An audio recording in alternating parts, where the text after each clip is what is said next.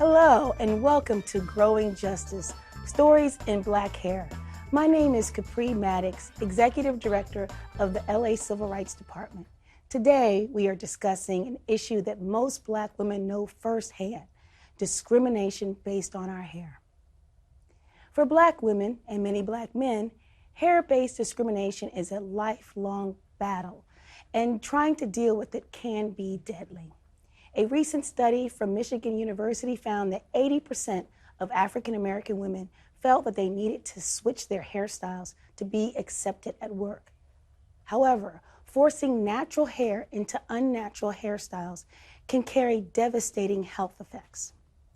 Recent studies have shown that chemicals used in hair products marketed to Black women are linked to increased rates of breast cancer and uterine cancer. According to the International Journal of Cancer, Black women who use hair dye and straightening chemicals are 6 times more likely to develop breast cancer. Today, we are combing through these issues and getting to the root of hair justice. Today with me is Councilwoman Heather Hutt, the first woman to serve as a representative of LA's 10th Council District. We also have Dr. Astrid Williams, Environmental Justice Program Manager for Black Women for Wellness. It's a nonprofit focused on Black women's mental and physical health. And we have Tia Tomlin Harris, an advocate who overcame breast cancer and founded My Style Matters, joining us from Atlanta. So thank you so much for being here, where she continues to spread the word about toxic chemicals in beauty products. Thank you all for being here today. Councilwoman Hutt, let's start with you. Sure. As a professional and public servant, can you share experiences you've had navigating discrimination in the workplace? Sure. There are microaggressions about your hair, especially as a Black woman, especially as a Black woman in leadership. And I have experienced that throughout my career. But really, it started sooner than that. It started in college, and I can recall dating somebody outside my race, and he got harassed by his peers, asking him questions like, how can you date somebody who has pubic hair on their head? So you can just imagine what that felt like in that relationship to him and to myself. And, you know, it ultimately ended the relationship, but that's how we're seen. When we talk about how we're seen, that's how we're seen. Like our hair doesn't belong there. I've had experiences where people in the workplace want to touch your hair, they want to pull it, they want to know if it's yours, you know, all of those things, and I'm sure we all have. And it's unfortunate that that is a part of the culture in the workplace. It's unfortunate that as Black women and men, we're not seen for our ability. You know, even if we go all the way back to slave days in the 1400s, before we were slaves, we wore our hair in such a way to show our elegance and also to show our wealth. And so once the slave masters understood that part of our culture, they shaved the women's heads and made them wear rags, gilets on their heads. And in New Orleans, they said, well, okay, we're still going to be ornate. And they called them tignons, and they made them more ornate. But our hair has been a problem in America all along. And in my experiences, we have to make some changes. And you know, as a woman, especially for young women, they have to build up strength so those microaggressions don't get inside and then they can't function. I really appreciate that answer. And we've seen progress in fighting hair-based discrimination. And I just want to know if you can talk about the Crown Act. Oh, of course. It was amazing when now supervisor, but then State Senator Holly Mitchell did the Crown Act. It was almost like a sigh of relief for women everywhere. I want you to know that I'm the first Black woman to wear box braids into council. And my colleagues looked at me and I was like, oh, braids. Oh, I like your braids. Yeah, I wear braids. And then young people that are in the building, they said, oh, you wore braids. Like it was almost like a sisterhood that, yeah, the councilwomen wore braids. I like the style, and I wear them as needed, as everybody else does. And I don't think that should be a situation, but it happens to be one. Right, especially for many, many years. changing your hairstyle could change how people treated you in the workplace. So thank you for that. And speaking of that, what do you think employers need to know about building safe workspaces for Black women? Well, in California, since State Senator Holly Mitchell did the Crown Act, they need to utilize the Crown Act and know that they can't discriminate against people because of their hair. They need to understand that's a state law, and so that's how they need to operate their businesses in government, in nonprofit, and in business. If they don't know, then we need to tell them. I think that's what this platform is about, to let folks know that the issue is not our hair. Right. We should be seen for our value. Thank you so much, Councilwoman, and that's why we're delighted to work with you as we lift a better Los Angeles with the Civil Rights Department. Dr. Williams, you study the issue of texturism. Can you tell us what this means as it relates to hair-based discrimination? Yeah, so to expand upon what she shared about, the Crown Act, texturism is specifically looking at discrimination towards individuals based off of their texture. Usually it's more coarse or kinkier hair that you'll find, among Black women. And so it's the discrimination or the preference towards, silkier or, softer hair textures or even straightened hair. And so as a preference, and you'll find that, within your own, racial or ethnic group, as well as outside, as you mentioned, it can be in the workplace, professional setting, in schools, you'll see that, or, among their peers, being, discriminated or either treated, unfairly because of the texture of their hair. Oh, thank you for that. And recent studies have shown that products made for Black hair can actually cause significant harm. And Dr. Williams, you know this very well, but can you share a basic overview of the toxic chemicals in beauty products and the risk they have? Yeah, so there's been another number of studies that have come out showing the correlation between, the hair care products, beauty products that we use in the ingredients that are contained. But some of the, major offenders, if you will, are like parabens, which are used as preservatives in products. Oftentimes you'll see that. Also using, like soaps. And so sometimes you want that rich, lathery foam that, we're all accustomed to using, but that's not good because the parabens in there can be disruptive, to the reproductive system, as well as phthalates is something, and all these terms I know as a consumer, you don't hear these terms or know or knowledgeable of them, but phthalates is an umbrella of compounds that are under synthetic fragrances, and that's huge, just because fragrance for a long time has been able to be masked under that just classification of that, and manufacturers or brands did not have to disclose what specific ingredients are contained under the category of fragrance or perfumes in there. And phthalates also as well can be disruptive to the reproductive system. And then the last one I'll say, it's to highlight, these major offenders are the EDCs, also known as endocrine disrupting compounds, and you'll find those in like leave-in hair treatments, to leave-in conditioners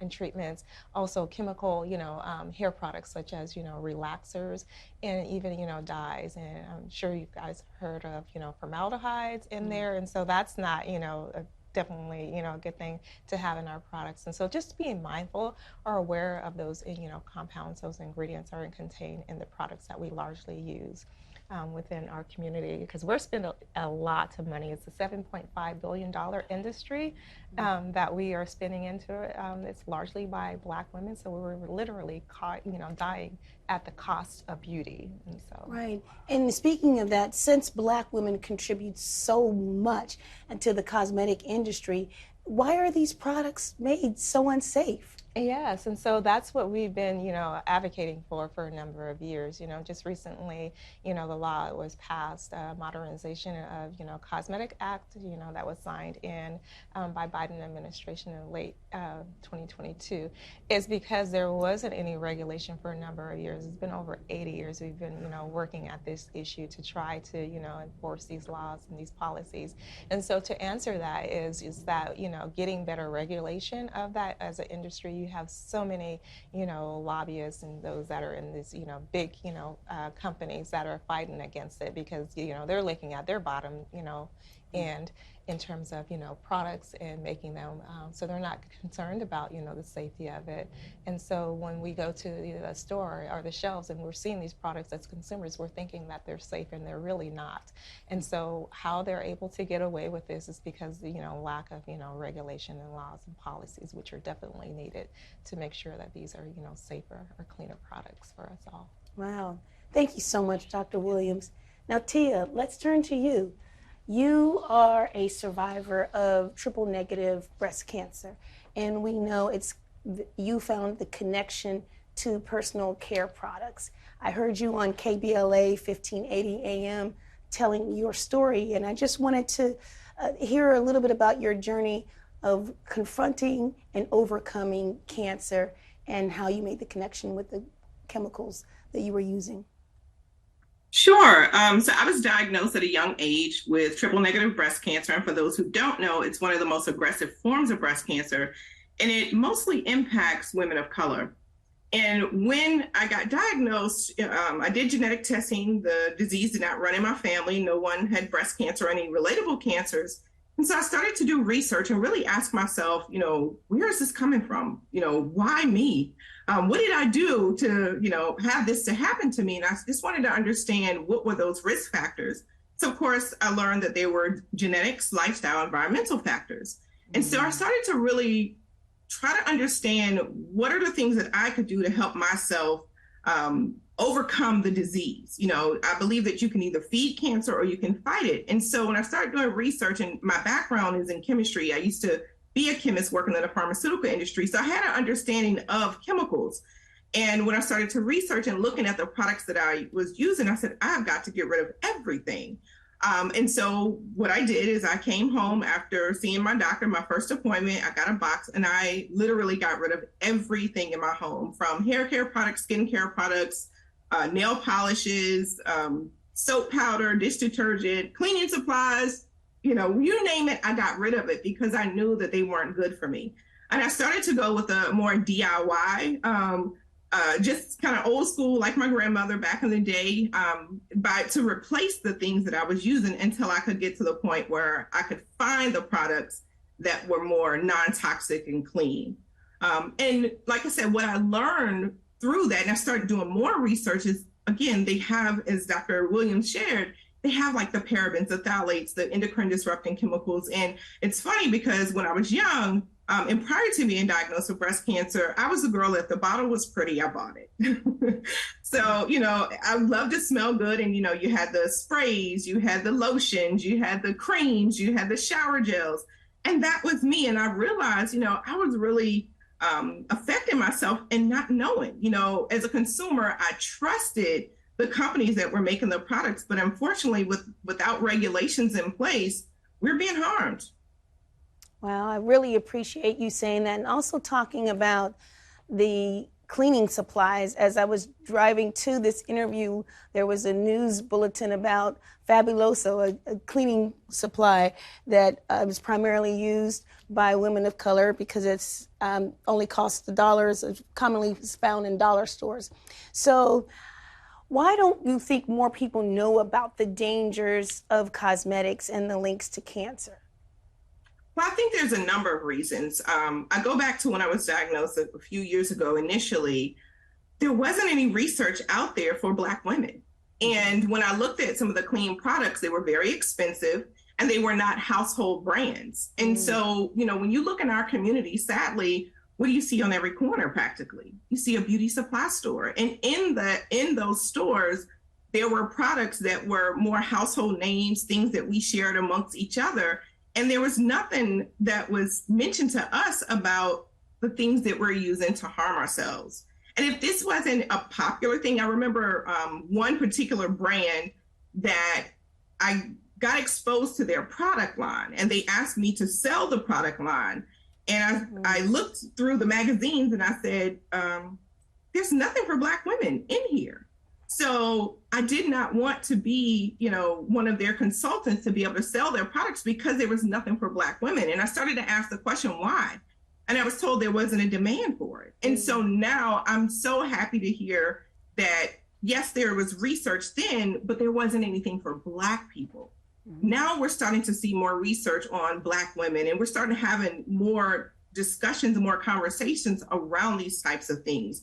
And it's just a matter of us continuously having the conversation to spread awareness. We've got to get this message out into our communities, because it's not only affecting us as women, it's affecting our children. And that's critical and important. Wow, I really appreciate you, talking about what's in the community and how some of these poor habits are passed down without, folks actually knowing what's in these chemicals. And so I really appreciate you sharing exactly how this happens. And for those that are just joining us, we are talking about discrimination and deadly hair care products with Councilwoman Heather Hutt, Dr. Astrid Williams, and Tia Tomlin Harris. I want to turn back to Dr. Williams. Dr. Williams, Tia had triple negative breast cancer, which is more common among Black women. Can you tell us why this cancer is more common among Black women?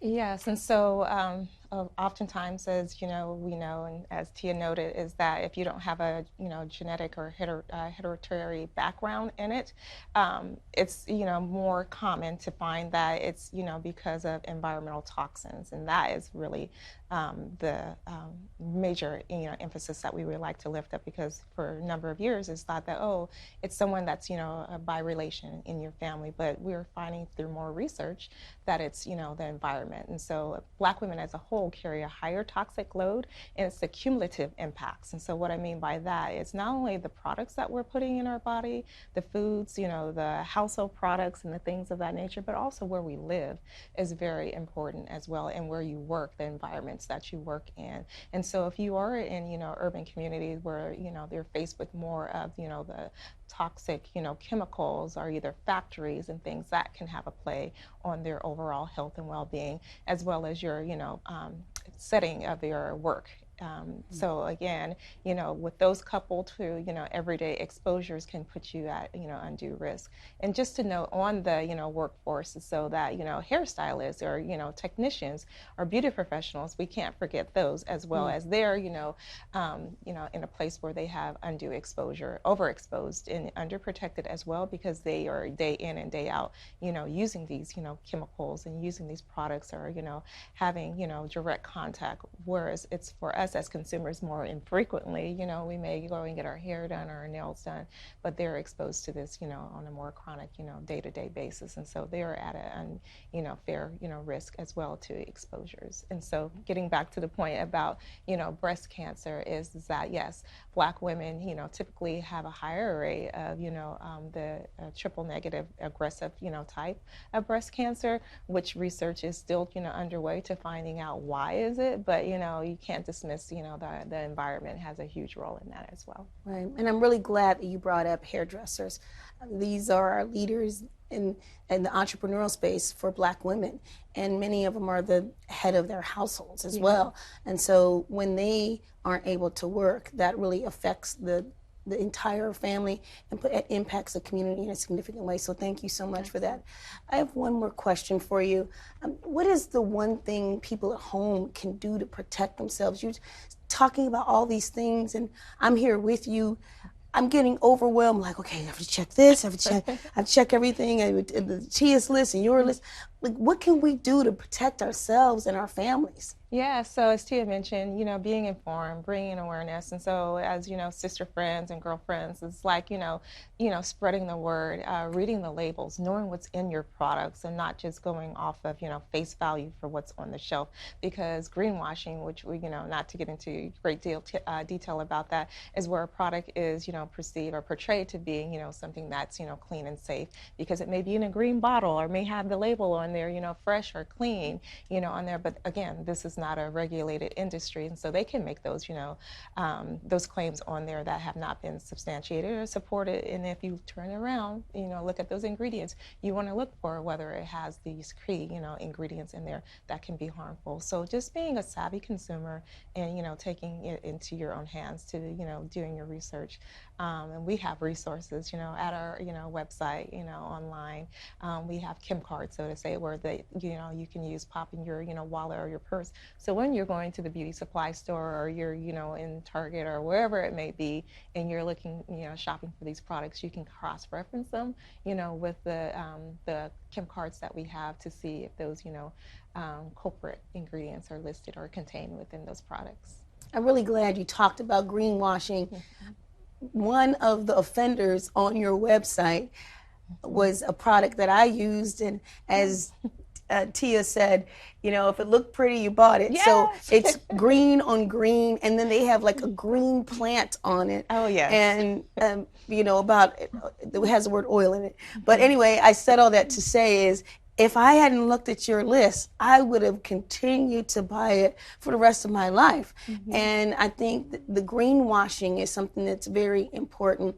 And especially when we think about our young girls, you see Kitty Perm and you see a little girl's face on there, and I'm not saying that there's any challenge with that product, that people can read the list to know, but you see a person. Yeah. So on some of these cans and bottles, and I just think that is something that they're marketed to us exactly for those products. Yes. And so there's no disconnect of saying, well, we're surprised at who this product was for. And so people need to be as intentional to make sure that things are right for us. But I'm going to talk to Tia in just a minute about how she turned her diagnosis into a movement and how empowering that was. Can you tell us about how you became an activist and how you've changed, how you've been a change agent in these spaces? Yeah, sure. So, one of the things I said to God was, you see me through this, I'm going to help as many women as I can. And I wanted to do it differently because there's so many lanes to educating women about breast health and breast cancer. But one of the things I saw was a gap in our community was what are the things that we can do to lower our risk of a recurrence of disease, to lower the progression of disease, even if you've already been diagnosed. And so with the things that I learned, I really wanted to go out and move people from awareness to action. Awareness is important. We need that. But okay, what do we do to take action? I can tell you these things all day long, but if I don't give you the tools and resources to equip yourself to make those changes, then you're kind of still stuck in the same place. And so I created a program called Breast Health Matters. It's for teen girls and women. And what we do is we educate them about breast health.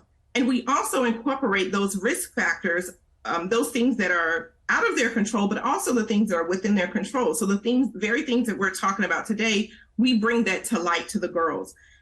At the end of our program, we do have a fun exercise where we teach them how to actually make their own products because we want to really impart various things into them. One, encourage them to become formulators in the clean space. This is something that we need, particularly for Black women. Also to help end poverty, give them a tool and a resource for them to be able to start their own businesses. And then, of course, also encourage them to become oncologists, breast surgeons, to work in the field of oncology because we need more Black people in that space as well. I also developed a program called Eliminating Exposures. Again, we want to teach people how to read labels, what to look for, and, what can they do to replace those products. And a lot of times we think that these things are very, very expensive, but it may not be when it comes to, how much of the products you're using, how many products that you're using. If, again, like me, if the bottle was pretty, I bought it. But the other thing, too, is teaching women how to advocate, going to their legislators, talking about this problem, even in their communities, the hair salons, beauty supply stores, like what are the things that they can do to help bring forth change? And so that is my mission, is looking at not only what you said earlier, Dr. Williams said is a multifaceted issue when it comes to breast cancer, but we talk about the things that you're putting in your body as well as the things you're putting on your body, because this is something that we're not aware of. And oftentimes I get the aha moments from the young girls, and they ask questions because they're intrigued and they're interested in it. Right. And I really appreciate thinking about formulating your own products. And as we were talking about cleaning supplies as well, my grandma was always cleaning with vinegar, for example. And I mean, just all the remedies that came from our community that we use in so many ways, and including different things for our hair. I think it's using food products on hair, and I thought, oh, that's what we're just doing that to save money. But who knew it may be something that's life-saving when you think of using eggs, for example, to put a mask on your hair. So I really appreciate the fact that you're teaching people how to create their own formulas. So Tia, we know this expands beyond even hair care, right? And how do other things how do toxins affect our environment in other ways? Well, in terms of our environment, I mean, again, it's the exposures, right? So anything that we put in the environment, even some of the bottles that we're using and things that we're throwing away, again, that's going into the landfills, and then that's affecting our soil, that's affecting us overall. So it's bigger than just the products that we're using. When we think about people's health, we also have to think about in the workplace. How does that affect us in the workplace when we're out sick and we can't work, and even just cognitively thinking, being able to be productive in the workplace? Those things all impact us. And I just, we need people to rally around this issue. It's not just a Black issue. It's not a woman's issue. It's a people issue. It's affecting children and the communities, LGBTQ plus community. It's so many people that it's affecting in so many ways. It's affecting us, even down to our reproductive systems. So we have all got to get together to rally around this topic to affect change. If we want to live healthy and be healthy for our lives and for, the next generation. We talk about generational health. That is something that we really need to get around this topic on. Yes, I think it's important that you highlighted that this impacts not only African American women, it impacts society as a whole. Another point could even be the healthcare industry. So the health insurers are having to spend more money to take care of some of these aggressive cancers. That impacts the entire health system. When you think of the availability of hospital beds and resources, all the way to even the cost that the average insurer pays. So I really appreciate you making sure that we highlight how it is a problem for everyone. I'm going to turn to Councilmember Hutt and just say thank you again. And just to say for young women that are coming up, what is your advice for navigating workspaces? And we definitely want them to continue to be their authentic selves. But what advice would you give us? For women of color, specifically Black women, yes, find yourself a sisterhood so that you can have a conversation. We have the LAPIs of the world, we have NAACP, we have BWAPA, different organizations where you could really go to a safe space and have a discussion, get a mentor, and get some remedies so that you can navigate until we do some cultural competency in the workplace where people understand I am not my hair. Who was that? India Ari. That I'm deeper than that. And I get that you see me because I'm standing in front of you and your hair's this and your hair's that, my hair's this, but I'm deeper than that. Right. And so we need to teach one, reach back, get a young woman, and have a conversation about what her issues are, because we are navigating the waters as elders. Right. And we want everyone to feel comfortable with however they want to wear their hair in City Hall. And I really appreciate you, like from wearing box braids to, any style. And I think that someone like yourself in Power, really sends a strong message. So what could the city do to, support women that have faced hair-based discrimination? I'll say it again, cultural competency. Okay. What our co-workers need a better understanding. They need the history.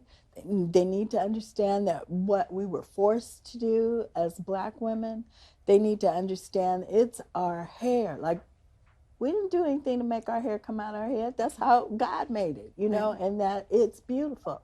And aren't we lucky to be born at this time so that we can make these different changes and people understand we're deeper than this? I think the city could really invest in cultural competency. It could be a part of the training, just like harassment, just like, you know, any of those other trainings that we have to, mandatory training, click on our computer and do the test, and those are available. Good, good, good. Yes, that's important. And thinking about like anti-bias training that we do with the city, maybe adding a component there. That's right. Would be something that That's right. we can think about doing in the future. I would love that. That's great. Well, ladies, this is so important and is sending a strong message that discrimination has no home in Los Angeles or anywhere in America. But I think it is important to know that this issue is something that we have been fighting for a long time, especially when you think about you, Dr. Williams, you, Tia. It is an honor and a joy to be here with all of you. Well, that's all the time we have, but I would like to thank our panelists, Councilwoman Heather Hutt, Dr. Astrid Williams, and Tia Tomlin-Harris for joining this conversation. And thank you as well for Black Women for Wellness, My Style Matters, and Bench Community for all you do. Can I get your website, Tia, as well as Dr. Williams? Can you give us your website? Yes, I would love to. So we're Black Women for Wellness. We are located on the web at Black Women for Wellness, or bwww.la.org. Also on social, it's BW4WLA, and you can find us on Instagram, Facebook, and Twitter as such. Oh, thank you so much. Tia Tomlin-Harris, can you give us a website? Sure. Yes, sure. My Style Matters, www.mystylematters.org. And you can find us on all social media platforms at My Style Matters. All right. Thank you so much. And we can't thank our team enough here. Would you like to give your website as well? Well, what I'd like to say to you, Capri, is thank you for the courage of having this conversation. Yes, absolutely. This is not a conversation that we've had often enough. That's right. And that you have opened the doors to this. And you know what? There are people watching that are able to say, oh my God, they understand what I'm going through. They understand the microaggressions. They understand my concerns about my health. So I hope this becomes a series. I hope that you bring other folks into this conversation so that we could have a greater understanding. So I just want to appreciate you, give you some flowers right now. Thank you. And then my website is CD10. LA City CD10, right. Councilwoman Heather Hutt. But thank you so much. Thank you so much. And we really hope that personnel, managers, legal analysts, as well as the healthcare industry pays attention to this and above and beyond, you know, consumer product advocates all around the nation need to step up and know this is a problem because they can't unsee it. So I'd like to thank you all again, and I'd like to really thank Mark Pamperman and the team here at Channel 35 for allowing us to have this conversation, and for all the viewers for tuning in. This is Capri Maddox, LA Civil Rights Department Executive Director, and I am wishing you all a wonderful Black History Month. Keep the faith and keep the fight.